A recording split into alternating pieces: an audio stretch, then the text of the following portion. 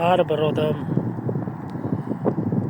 o'z joyimni o'zim topdim deb, yo'q o'zim fikr qildim, shu narsalarga men yetdim deb o'ylashi mumkin. Hech qachon. Agarda Alloh taolo odamzodga kuch-qudrat, ilm, bilim bermasa, bandasi hech narsa qila olmaydi. Shunday insonlar bor, aqli yetadi, idroki yetadi, lekin shu narsani amal qilmaydi.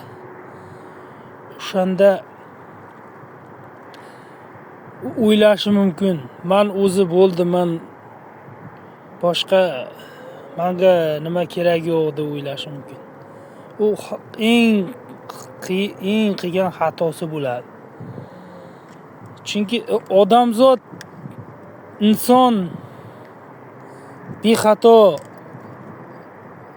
emasda. Har bir insonni o'ziga yarasha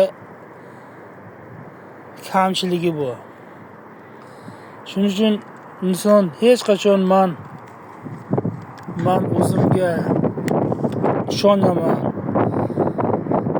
men shuni qila olaman deb harakat qiladi, lekin vaqti kelib qo'lidan kelmasa ham yoki bir xil odamlarni qo'lidan kelishi mumkin, lekin jur'at yetmaydi.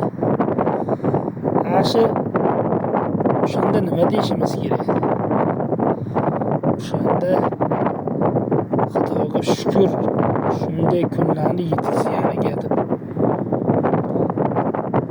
Shunda hech qachon odamzod xor bo'lmaydi. Allohni unutmaylik, odamlar. Alloh taolo bizga bergan ne'matlardan hech qachon norozi bo'lmaylik.